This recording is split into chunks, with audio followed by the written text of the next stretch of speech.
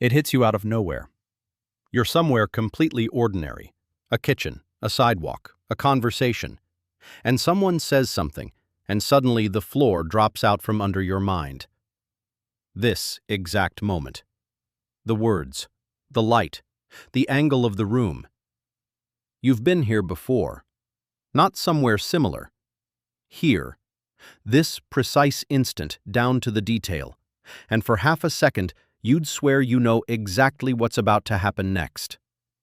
And then, just as fast, it's gone, and you're left holding an impossible fact. You have never lived this moment before in your life. It cannot have happened.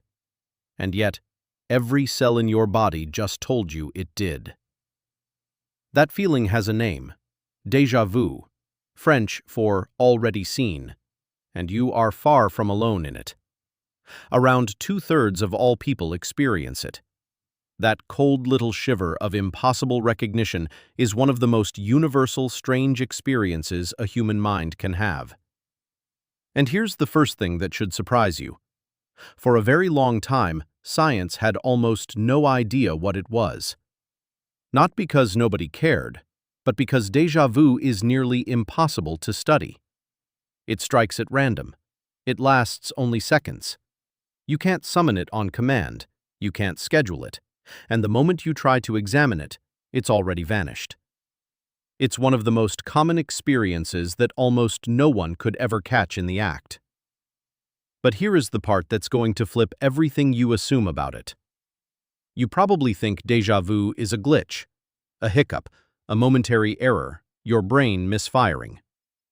What if it's the exact opposite? What if déjà vu is the sound of your brain working perfectly, catching itself in a lie, in real time, and correcting it? Hold on to that, because the newest science points somewhere genuinely beautiful. And along the way, I'm going to show you that the eeriest part of déjà vu, that feeling that you can predict what comes next, is itself a complete illusion. Keep that one in mind, too. So let's actually figure it out. What is déjà vu? Why does a brand new moment suddenly feel like a memory? First, you have to understand what makes the experience so genuinely strange. Because it's not just, this feels familiar. Familiarity by itself is normal. You feel it all day. The bizarre thing about déjà vu is that it comes with a second feeling layered on top, one that directly contradicts the first. At the very same instant your mind screams, "I've been here before," another part of your mind calmly insists, "No, you haven't. That's impossible." Two systems in your head, disagreeing, out loud, at the same time. And you are stuck in the gap between them, feeling both at once. That double awareness, that internal contradiction you can actually feel, is the real signature of déjà vu. And it turns out that conflict is the key to the whole thing. The first big clue came from a very specific group of people. Patients with a condition called temporal lobe epilepsy often experience intense déjà vu as a warning sign, an aura, in the seconds right before a seizure. As electrical activity builds in a particular region of their brain, they're flooded with that overwhelming sense of familiarity. And in the mid-20th century, a pioneering neurosurgeon named Wilder Penfield discovered something even more striking. While operating on patients' brains, he could electrically stimulate that same region, the temporal lobe, and manufacture déjà vu on demand. Touch the right spot with a tiny current, and a person would suddenly feel that a moment was familiar, or relive a vivid scene. That told scientists something crucial. Déjà vu lives in the brain's memory and familiarity machinery, the medial temporal lobe, the area that's supposed to tag your experiences as known or new. Which means déjà vu is, at its core, a familiarity signal firing when it shouldn't. Your brain stamping, "I know this," onto a moment that has no memory behind it at all. The feeling of a memory, with no actual memory underneath. But why? Why would that signal fire by mistake? That's where a memory researcher named Anne Cleary, at Colorado State University, cracked open the best explanation we have. Her idea is about resemblance. She proposed that déjà vu happens when your present surroundings closely match the layout of a scene from your past that you can't consciously remember. Imagine you walk into a hotel lobby you've never seen, but the arrangement of it, the placement of the furniture, the angle of the stairs, the configuration of the space happens to mirror a room you stood in years ago and have completely forgotten. Your brain detects the match. It fires "familiar," but it can't retrieve the original memory because that memory is buried or gone. So you're left with the raw feeling of recognition, floating free, with no source attached. And Cleary didn't just theorize this, she built it. Using virtual reality, she created scenes that secretly shared the same spatial layout as earlier scenes the participants had explored.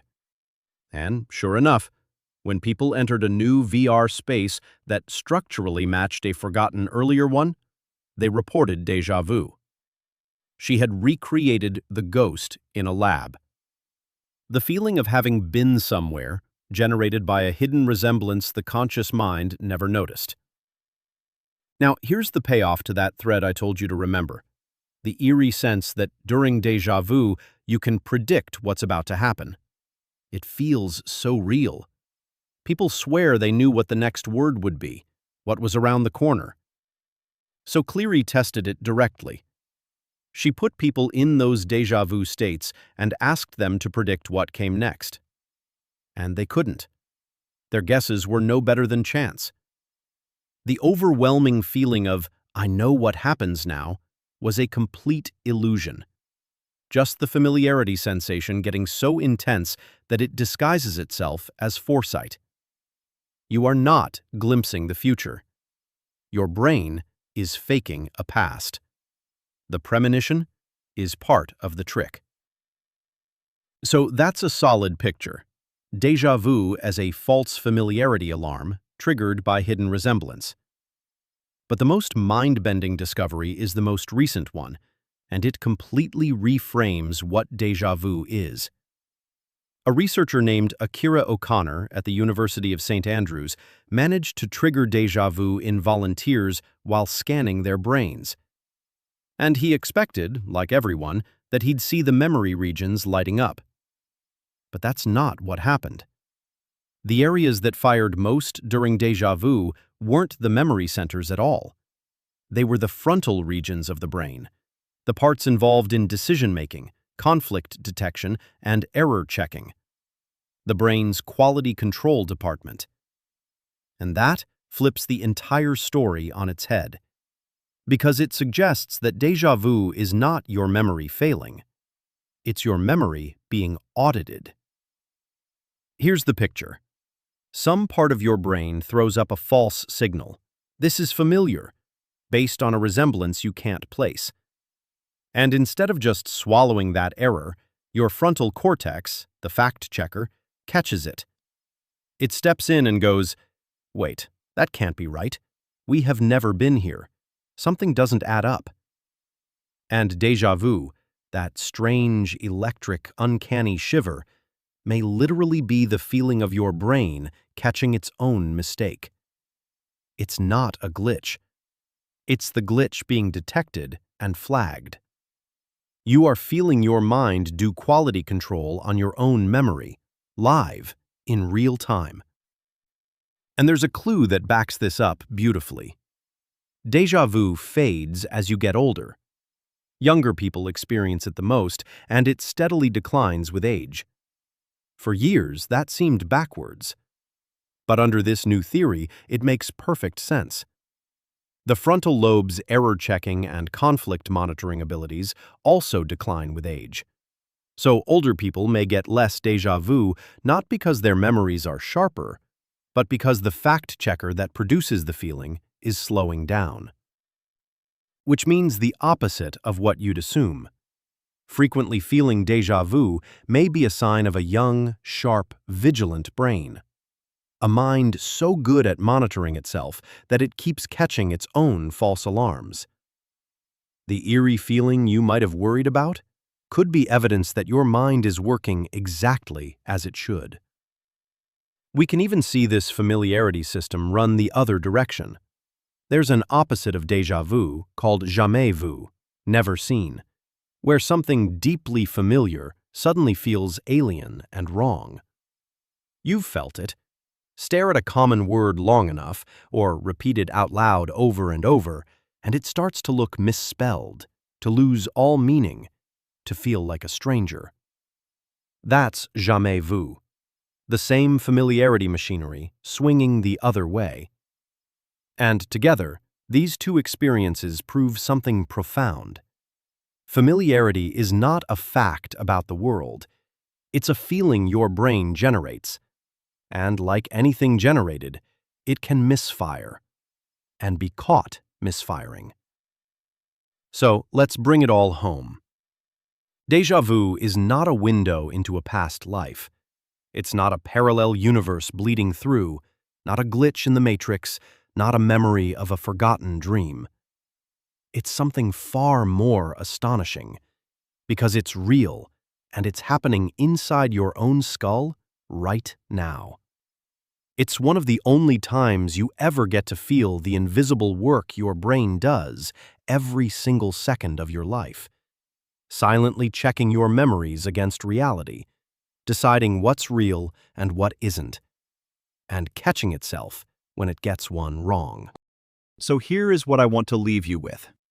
The next time it happens, that sudden, impossible certainty that you've lived this exact moment before, that cold shiver down your spine, don't reach for ghosts or destiny or other lives. What you're actually feeling is rarer and more intimate than any of that. You are catching a glimpse of the machinery that quietly builds your entire sense of reality, briefly stepping into the light, flagging a false alarm, correcting an error, keeping your world accurate and true. The strangest, most haunting feeling your mind can produce might just be the sound of your brain refusing to lie to you.